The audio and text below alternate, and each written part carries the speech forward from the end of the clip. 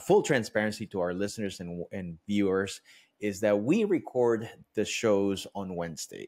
So today, Wednesday, actually is day that Hurricane Milton is making its way through the Gulf. We're going to be airing this show afterwards. Just hope that when you see this show that everybody's okay. We'll be there to help where we can after. So exactly, just give us just send us an email, contact us, and we'll do everything we can to help.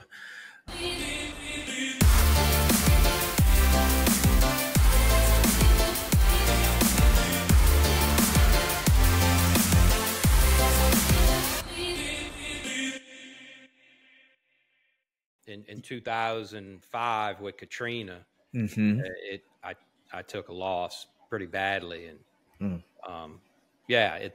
and I thought everything was over for us, for the company, for me and my wife financially, but it had 7 feet of water in my home.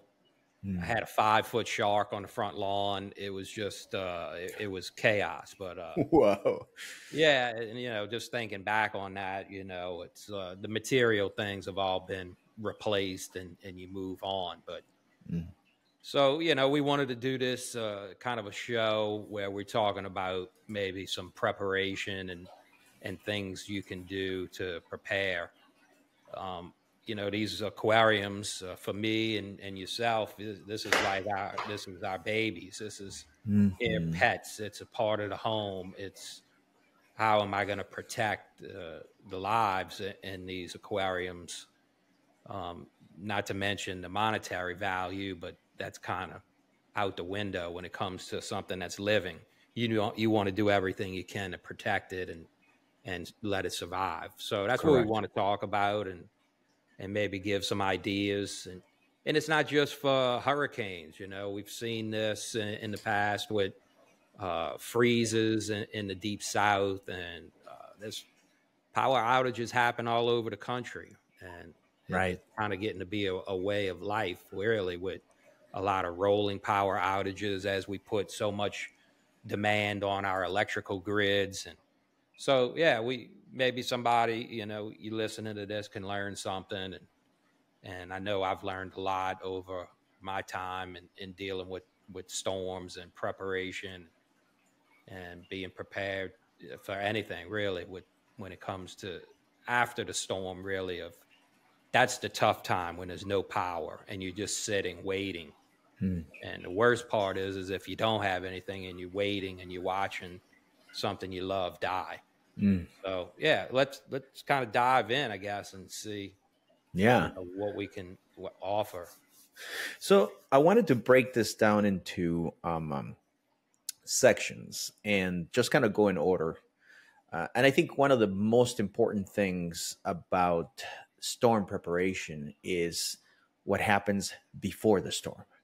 Once you find out, through weather alerts, either the internet nowadays, you can find it on social media, is what you do before the storm will pretty much impact anything during and after the storm. And it may be the difference between, everything being alive, 50% making it, or nothing making it. Yeah. So being proactive about weather alerts and knowing if the storm is coming, I think a lot of us tend to, human coping mechanism sometimes is to deny that, oh, you know what, it's going to make a turn. Oh, it's always making a turn. It's always going to go left. It's always going to go right. It never hits us. And as they say, it's like, it never happens to you until it happens to you. So I think proactive. So Dave, in terms of proactivity, in terms of what do you think people should be buying, should be getting ready for before the storm? Once you find out the storm is coming your way, or maybe your way, what do you go out there? What do you do? I think the main thing you want to be thinking about before a storm is how you're going to maintain some type of flow or oxygenation in the aquarium. Okay. No oxygen, the animals are going to die. Yeah. That has to be, your top priority. Right. And from there, it's how are you going to go about providing that oxygen? Where do you want to start? How much of an investment you want to make into providing that? So we can talk about those different equipment options and So, how to implement them.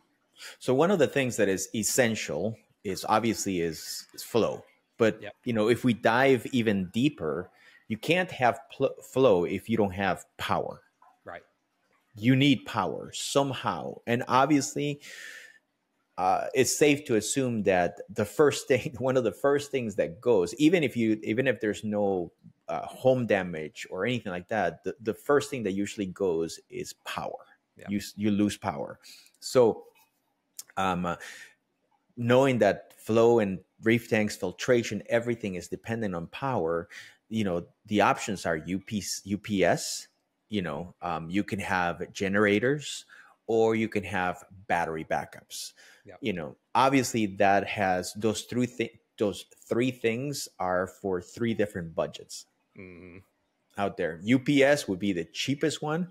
It's kind of like a computer, UPS that you purchase in there. Yeah. I think it's the cheapest one, but the problem with that is that it's not going to last you that long. Often those UPS batteries, they don't really last that long, mainly because I think the pumps, they don't recognize that they're running on battery power, because the UPS is still trying to run at 24 volts. So there's no drop in voltage. Therefore, the pumps will continue to run as they are, which is consuming a lot more power than they should, and the battery just drains out. Yeah. You have generators, which are the best option, but as you know, some people are just not in, you can't, whether it's financially or whether it's because of physically, you can't have a generator in an apartment building. Right. And the other one is the battery backup. And I think the battery backup is kind of like the in between that will give you kind of like the best of both worlds. If you can't get that generator because of where you live, having that battery backup is going to be the best way, but it has to be done right. And fully transparent here, we are hydros here. We're CoralVue and we work on hydros. We're not, please, this is not about trying to push hydros. Yep. If you have a controller, if you're an engineer, or you can do this yourself, then do it. You don't have to get hydros. We do have it for this reason. But, Dave, can we dive more into the Chacon and what does it really do? Yeah. I mean, the Chacon, I tell people it's like a power facilitator. Mm-hmm. We're basically, it's like an XP8, but for DC power. And so you can control and put all of these DC pumps, eliminate power supplies through one big central power supply, a big brick or super brick, we call it. Mm-hmm. And then from there, one of the best or one of the features of it is the battery backup feature on it, where it has a built-in charger in the Chacon itself, so that you can then tie into a single battery or a bank of batteries, however big you want to make it, and they're always on charge through the Chacon. And we're not talking about small batteries. We're talking about boat batteries. I like the boat batteries, especially the trolling motor batteries. Those are what they refer to as deep cycle. Mm-hmm. And that's really going to give you the longest run time. And then from there in the Chacon, you can distinguish low power mode and set up your pumps of what you want to run when there is a power outage. Yes. So with the Chacon, you can actually tell it to almost like shut everything off except for this one pump or the two pumps right here, and then specifically run them at a certain speed that is going to be the best way to squeeze out. And I mean, octopus. Yesterday, I was on the phone with a customer of ours, and we were setting up the Chacon because they were in the path of the storm in Florida. Mm-hmm. And we were setting up the path, and an Octopus 2, Dave, an Octopus 2 running at about 25% consumed half a watt. Wow. Yeah. Half a watt. That's incredible. And you know, Carla, we get a lot of people say they want to run their return pump I'm like, yeah, you want to try and conserve, you want to provide just enough oxygen and flow to keep your animal. You don't need this big powerhouse to do that. I mean, you can, but all it does is everything. There's a trade-off. Yeah. The more things you run on that battery, the shorter the battery is going to last you. I mean, that's what it is. And unfortunately, when you're talking about a storm like a hurricane, you don't know how long you're going to not have power. Obviously, if I'm in Chicago and I lose power, you know, I think the city would go crazy if you lose power for more than 24 hours. So for me, it's safe to say if I have a power outage, it's probably going to be a couple of hours and I'll be fine. But for you guys on the coast, on that area, you're talking about extended. So at that point that's a good point. And one thing I wanted to bring up is a lot of people will tell us, well, I don't need a Chacon or a battery backup option. I got a generator. And I'm like, let's think about this for a minute. Most of these generators that people are running are air-cooled generators. What's that mean? They're high speed. They're like lawnmower engines. You crank them, and that thing's screaming. It's running hard. Most of the manufacturers of these will recommend 12 after every 12 hours to turn them off for an hour and let them cool. And then a lot of them will recommend oil change at 50 to 100 hours. So what are you doing? You know, instead of having this thing run nonstop, or then having to shut it off and do an oil change and service the generator, if that generator was running and then it was charging your batteries, you know what I mean? Like now you got a fresh charge on your batteries. I maybe can shut my generator down and run it half the time, so it's not just screaming and putting this tremendous load on it. And then I have my batteries then running the tank or even an inverter to provide power from that battery source for AC power. Absolutely. So something really to think about there. And because I've been in that situation before where I lost a generator and luckily I had access to another one. And I always say, have a backup to the backup. It's like, that's what I've learned in this process. Don't think, oh, I got a generator and you're not going to have something, another backup in mind or in place. And I think that's where a battery backup system can really help somebody out. Okay. So the going back to the main thing is water circulation somehow, whether it's a generator or a Chacon backup or your DIY backup or just a UPS. The whole point is to keep the water moving. Now, when we talk about water moving, and just clarify this, Dave, and you touched that point, is you keep the water moving inside the four walls where the fish are. Don't worry about the power supply. Don't worry about don't worry about the return pump. Yeah. Don't worry about the sump. That is inconsequential for this time right now. Is the four walls. And do I have to have a lot of flow there? Do I have to have the corals whipping back and forth and the fish swimming? No. This is not. You are in survival mode. This is not glamping.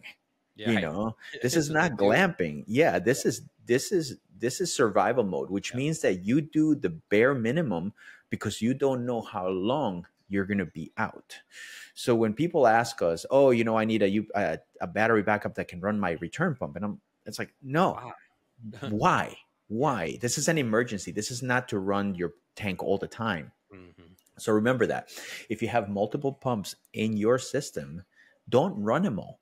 You run just one, just run one. Again, you just need that water movement. Some people say, and I agree this, some people say to grab that pump and just tilt it up so it hits the water surface. So there's a little bit of agitation. Get a little bit of agitation, and there's that air water exchange so that it helps with oxygen. That is definitely something to do.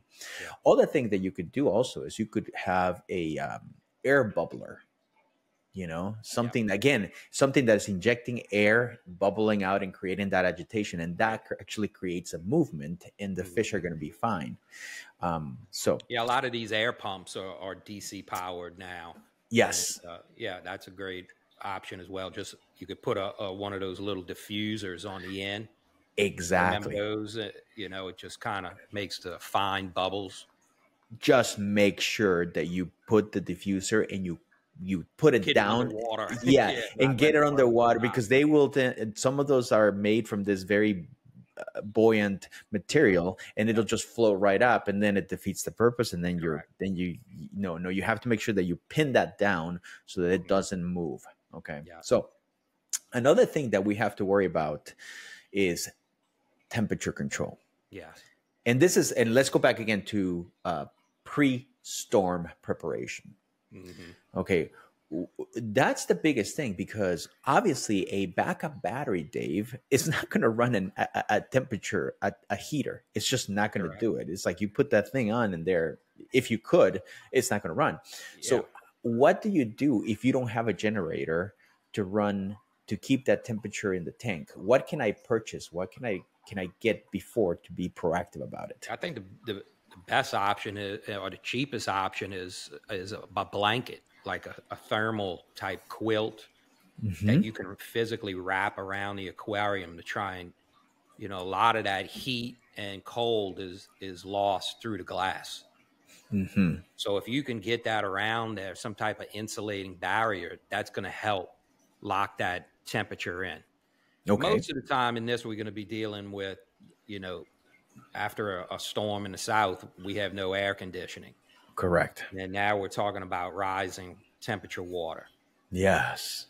So, you know, I think the quilt option is good for, you know, winter applications, but Hmm. it will also lock in, you know, and try and keep that temperature exchange in the heat as well.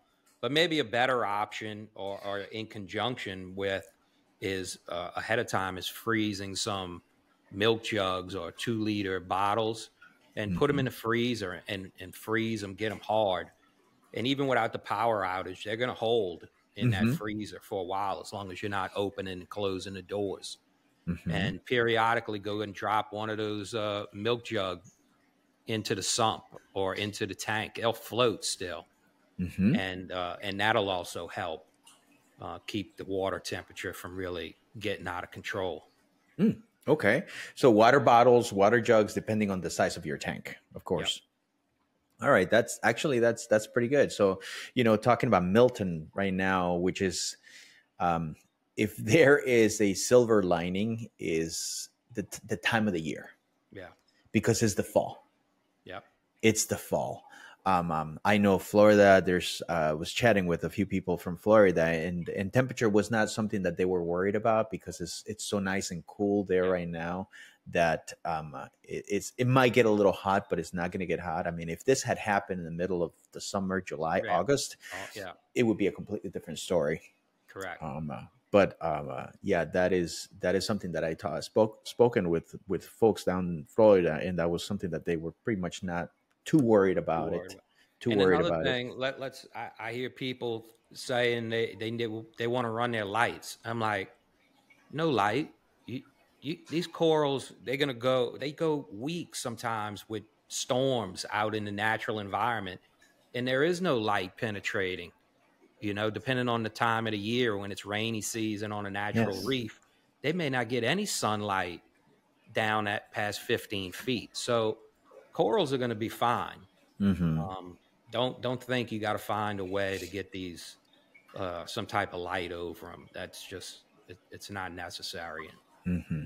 I think that's one thing a lot of people get worried. Oh, my corals are going to die. I haven't had light in 2 days. And no, it's going to take a lot longer than that for them really to have problems. But Yeah. What about water changes? Is that do you do that before the yeah, storm I think too? that's a good idea if you can do a good water change ahead of time. Um, Mm-hmm.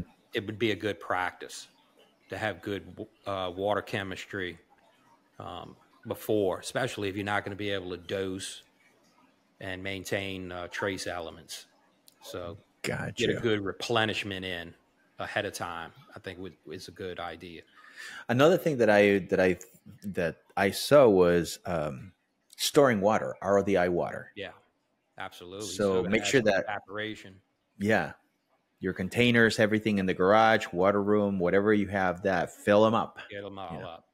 do you? Especially if you run in an emergency and you need to do some kind of water change. Mm-hmm. Coral stresses out, or a clam decides it's going to release sperm at that time. You know what I mean? You never No, know. it's Murphy's law. Yeah, it is. So, I've heard it all over the years, but it's just something to prepare.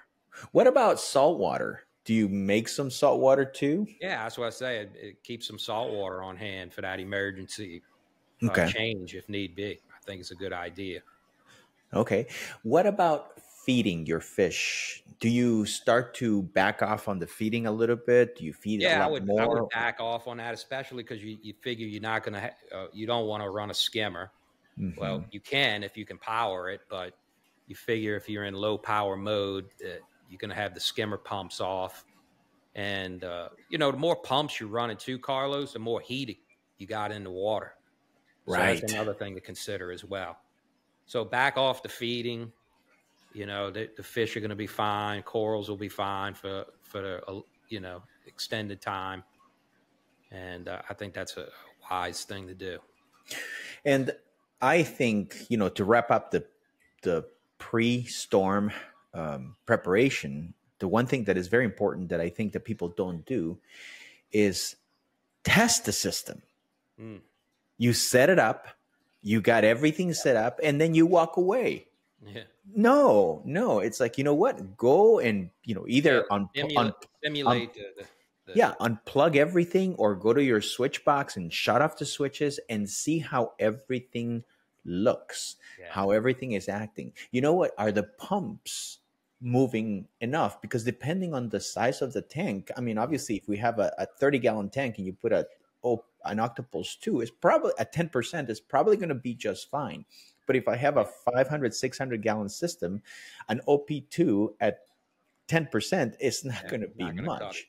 It's not going to cut it. And unfortunately, by the time the storm hits, you see this and the pump is there, but you can't connect because you're out of power, you're out of internet, you're out of everything. Is you can't make that change. So all of a sudden you're stuck with this pump running at 10% and you can't make that change.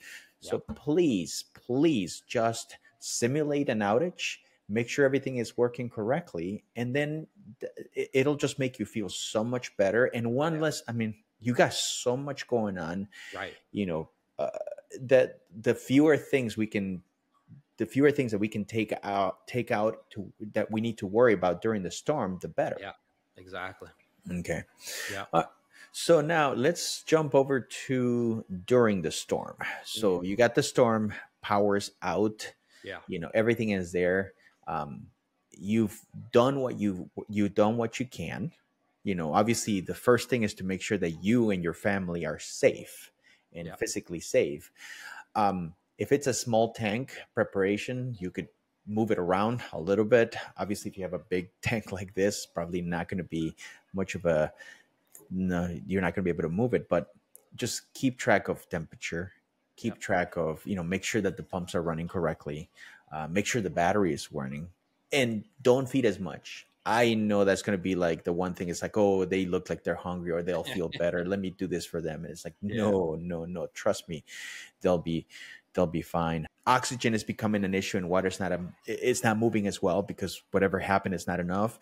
You can always get containers of water, like grab, a gallon of water and then pour it back into the tank and grab it and pour it back into the tank. Yeah. Let's think about it. If it's a doomsday kind of scenario and, you can get to just manually moving water and that will definitely, just scooping water and pouring it in and getting those bubbles from the surface down into the water.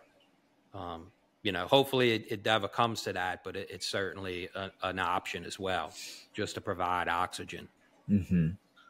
So yeah, there's a lot of things to consider, Carlos. It's a horrible feeling, but with some preparation, like we discussing, this is you can definitely keep your tank. A few years ago, we had Hurricane Ida. This was before we moved to the new building. We lost power for about 4 or 5 days, but man, this was before the new building, and I had the new generator. And getting back to generators is these air cooled generators. They just have to shut down every 12 hours or so because they just get so hot. They run so hard that when we moved to this one, I said I'm investing into a liquid cool generator where it's like a car engine. It's got a radiator. It can run for days and days and never need to stop. As long as you have that water in there, it's just like, yeah, like a car engine. And, that's when you're getting to another level. I also, read recently, a lot of people are using inverter generators. I don't know too much about it, but actually had my dad telling me he was researching it, with the hurricanes that we've been getting here lately. Mm-hmm. So, look into that and maybe let us know what you find out about them, if that's a good option. Try and protect our animals, Mm-hmm. So in Florida, Carlos, we've got 3 employees there that are kind of right in the central area. They're going to hunker down and ride it out, and hopefully their aquariums will be okay in the process. Yes. So, recapping, pre-storm preparation, that's key. I mean, that is it. I mean, it's like once the storm hits, there is not much you can do. Mm-hmm. It's what you do before the storm that is going to make the difference during and after the storm. So pre-storm preparation, don't be the typical, person that, like myself sometimes, where it's like, oh no, it's never going to happen to me. Oh, it's going to turn left. It's going to, no. Right. Trust me. It's like, it's Murphy's Law. If you have any experiences on storms, dealing with, aquariums, fish tank, post them on the comments. We have this comments on YouTube. You can watch this video and listen to this video on YouTube. We are on Spotify, but please share comments because we tend to update this video like once a year. It's just, unfortunately, it's becoming a part of life to deal with the storms, especially if you live in the South. Thank you so much, everybody, for listening. Thank you for watching. Be safe, and we will chat with everybody on the next episode. So thank you for watching and listening, and we'll talk to you later.